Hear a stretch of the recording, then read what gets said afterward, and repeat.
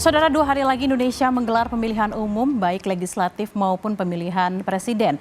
Hiruk-pikuk kampanye di masa tenang sudah usai, namun pemilih tetap mencari tahu rekam jejak sang calon yang dipilih melalui berbagai cara termasuk sosial media.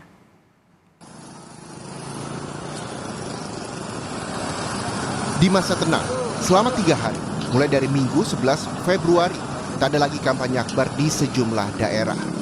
Kunjungan dengan mengirim pesan visi misi sang calon pun tak lagi beredar. Yang ada adalah kegiatan Satuan Polisi Pamong Praja atau Satpol PP yang mencopoti alat peraga kampanye calon anggota legislatif dan calon presiden wakil presiden. Dan di saat ini, tak cuma sang calon dan alat kampanye yang dilarang bersosialisasi, tapi juga lembaga survei. Tak boleh ada hasil survei dalam 3 hari ini. Masa tenang ini salah satu kewaspadaan yang harus kita lakukan, cermati bareng-bareng adalah soal adanya kampanye di luar jadwal. Ya kan? Masa tenang berarti seluruh aktivitas kampanye selesai. Tidak ada lagi kegiatan kampanye pemilu. Jadi kalau ada yang melakukan aktivitas kampanye pemilu, maka itu berarti melakukan pelanggaran pidana pemilu. Nah, yang kedua, dalam konteks hari ini, biasanya kemudian masa tenang menjadi masa paling sensitif untuk terjadinya politik uang. Nah, sehingga dalam konteks ini kami pun menjadikannya sebagai sebuah kerawanan. Yang ketiga misalnya yang juga rawan adalah lembaga survei. Mengumumkan hasil surveinya di masa tenang, itu nggak boleh. Bila di jagat nyata tak ada aktivitas kampanye dan sosialisasi calon, bagaimana dengan jagat maya, terutama media sosial? Aktivitas media sosial tetap ramai dengan para pendukung terutama untuk pemilihan presiden.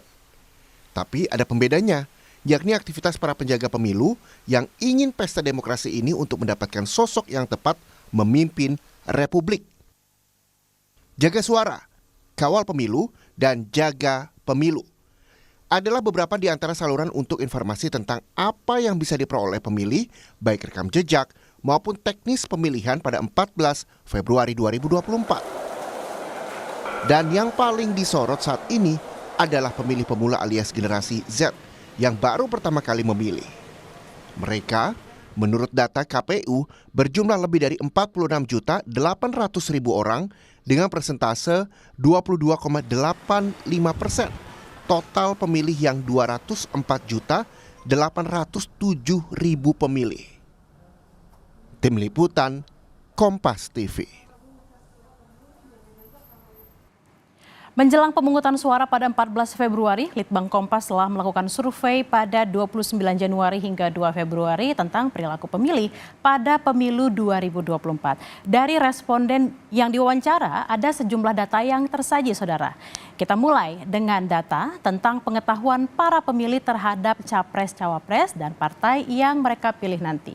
Nah, saudara, sebagian besar yakni sebanyak 64,4% pemilih sudah tahu siapa capres dan partai apa yang dipilih pada 14 Februari nanti.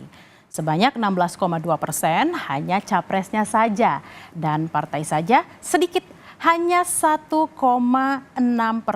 tapi ada juga yang masih belum punya pilihan, yaitu sebanyak 8,9%. Dan yang go show alias baru memutuskan saat di TPS sebanyak 8,2%. Lalu apa yang dilakukan untuk pemilu 2024? Ini juga berdasarkan survei Litbang Kompas pada 29 Januari hingga 2 Februari terdata bahwa yang sudah mencari tahu informasi tentang calon anggota legislatif sebanyak 71%.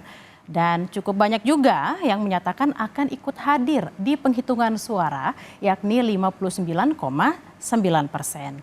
Sementara yang sudah mencari tahu lokasi TPS sebesar 79,5%. Nah, saudara, yang paling menarik dari data survei yakni pemilih pemula yang jadi magnet di pemilu 2024. Ternyata sebagian besar sudah mencari informasi tentang pilihannya di pemilu ini. Yakni mereka yang sekarang disebut sebagai generasi Z sebanyak 77,4% pemilih pemula yang sudah mendapatkan informasi pilihannya. Secara umum, saudara, baik pemilih pemula maupun pemilih non-pemilih pemula yang pasti menggunakan hak pilihnya sebanyak 96,4%. Namun masih ada yang tak mau memilih alias golput yakni 2,5%. Sementara yang belum menentukan yaitu sebesar 1,1% saja. Artinya bila ini terjadi maka partisipasi politik masyarakat lebih tinggi daripada pemilu sebelumnya. Menurut KPU dan BPS, di pemilu 2019 pada Pilpres, partisipasinya mencapai 81,97%. Sementara legislatif, saudara, mencapai 81,69%. Dan data ini meningkat dari partisipasi pemilu pada tahun 2014, yakni di Pilpres sebesar 71,31% dan di pemilu legislatif sebanyak 75,11%. Nah, untuk target partisipasi pemilu 2024 turun dari 2019 yakni hanya 79,5%. Namun bila terjadi kenyataannya sesuai survei Litbang Kompas, maka partisipasi pemilih di 2024 meningkat dibanding 2019. Lalu bagaimana dengan sumber informasi yang diperoleh untuk memantapkan pilihan pemilih? Salah satunya adalah media sosial. Saat ini penggunaan media sosial di Indonesia pada tahun 2023 mencapai 167 juta pengguna. Persentase yang cukup tinggi yakni 60,4% dari total penduduk Indonesia yang lebih dari 287 juta orang.